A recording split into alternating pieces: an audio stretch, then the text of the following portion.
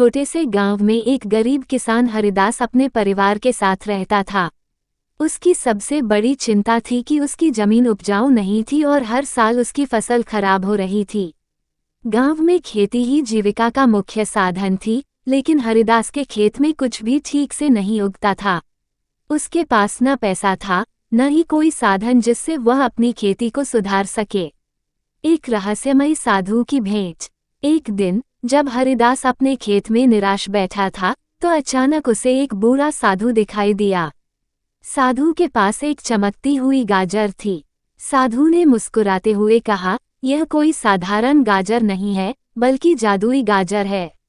इसे अपने खेत में बो देना और फिर देखना क्या होता है। लेकिन ध्यान रहे, इसका उपयोग लोभ से मत करना। हरिदास ने संकोच के साथ गाजर ले ली और साधु को धन्यवाद दिया। घर जाकर उसने अपनी पत्नी को पूरी बात बताई। उसकी पत्नी ने हंसते हुए कहा, ये तो बस एक मजाक लगता है। कोई गाजर भी जादुई हो सकती है। लेकिन हरिदास ने साधु की बातों पर विश्वास किया और गाजर के बीज अपने खेत में बो दिए। चमत्कारी परिवर्तन। अगली सुबह जब हरिदास अपने खेत पहुंचा, तो उसने देखा कि वहां एक विशाल गाजर उगाई थी। यह कोई आम गाजर नहीं थी, बल्कि सोने के रंग की थी और उसमें से एक अद्भुत खुशबू आ रही थी। ये देखकर हरिदास चकित रह गया। उसने गांव वालों को बुलाया और सबने इस जादुई गाजर को देखा। अचानक गाजर से एक हल्की रोशनी निकली और उसमें से एक परछाई प्रकट हुई। वह परछाई उसी साधु की थी जिसने उसे गाजर दी थी। साधु ने कहा, हरिदास, ये गाजर तुम्हारी मेहनत और ईमानदारी का इनाम है। इसे काटने पर तुम्हें एक और गाजर मिलेगी और हर गाजर के साथ तुम्हारी भूमि उपजाऊ होती जाएगी। लेकिन याद रखना, लालच मत करना, नहीं तो जादू खत्म हो जाएगा। हरिदास ने साधु के बताए अनुसार गाजर को काटा और सच में गाजर के अंदर से एक और जादुई गाजर निकली। उसने उसे भी खेत में बो दिया और देखते ही देखते उसका खेत लहलहा उठा। अब हरिदास की फसल इतनी अच्छी होने लगी कि वह अमीर हो गया। गांव में उसका सम्मान बढ़ गया और उसके खेत की समृद्धि की चर्चा दूर दूर तक फैल गई। लालच का परिणाम। ये देखकर गांव के एक लालची जमींदार को जलन होने लगी। उसने सोचा, अगर यह गाजर मेरे पास होती तो मैं सबसे अमीर आदमी बन जाता। उसने हरिदास से गाजर लेने की कोशिश की, लेकिन हरिदास ने मना कर दिया। तब जमींदार ने चोरी से उसके खेत से एक जादुई गाजर चुराने की योजना बनाई।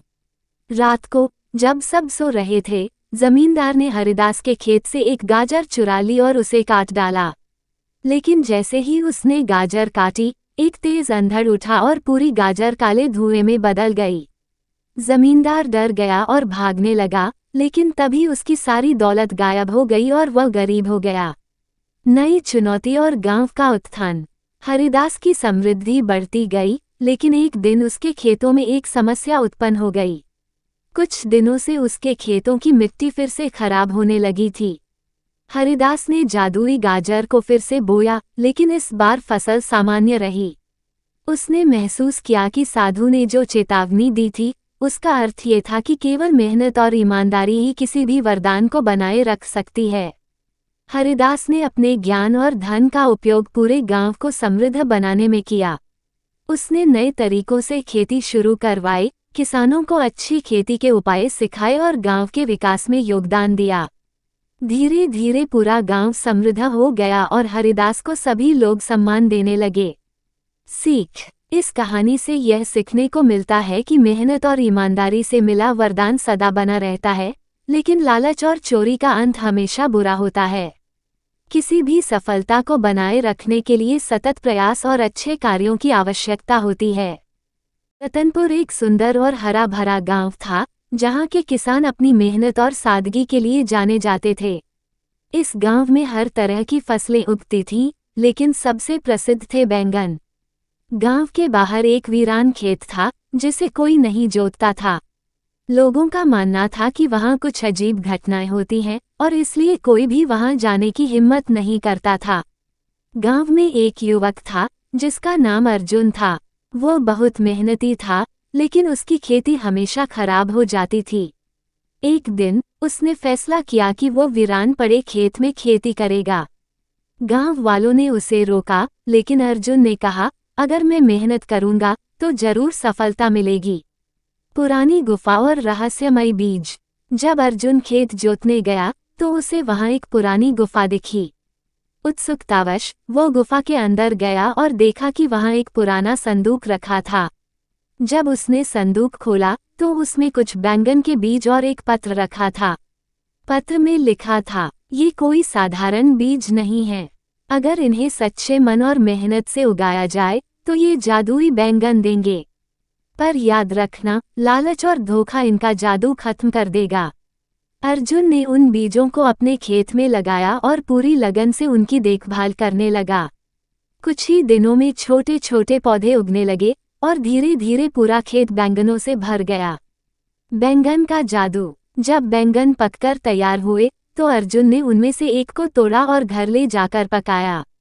जैसे ही उसने उसे खाया, उसे महसूस हुआ कि उसके शरीर में असीम शक्ति आ गई है।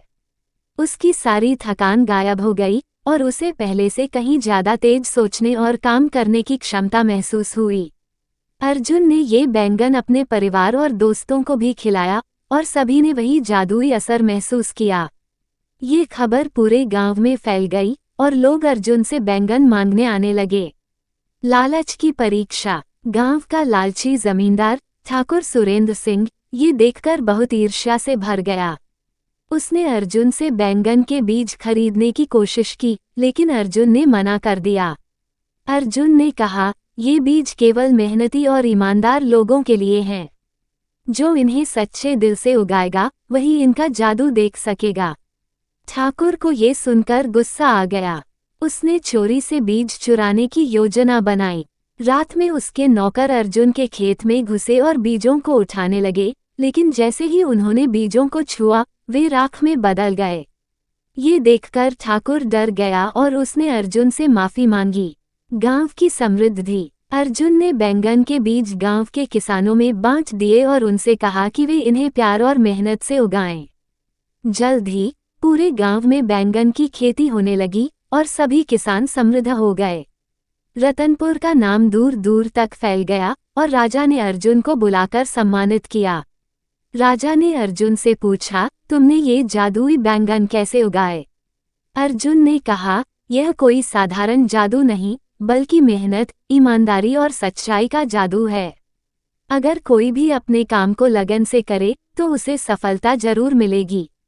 नई यात्रा की शुरुआत। एक रात अर्जुन को सपना आया कि वही पुराना संदूक अब कहीं और किसी जरूरतमंद किसान के पास जाना चाहता है। अगली सुबह जब वो खेत में गया तो उसने देखा कि संदूक गायब हो चुका था। ये देखकर उसे समझ आ गया कि अब किसी और को इस जादू की जरूरत थी।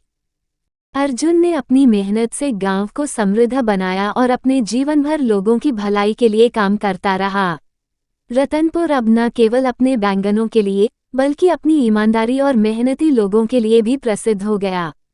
शिक्षा। इस कहानी से हमें ये सीख मिलती है कि मेहनत और ईमानदारी का कोई विकल्प नहीं होता। यदि हम सच्चे मन से काम करें तो कोई भी कठिनाई हमें रोक नहीं सकती। असली जादू मेहनत और निष्ठा में छिपा होता है और वही हमें सफलता की ओर ले जाता है।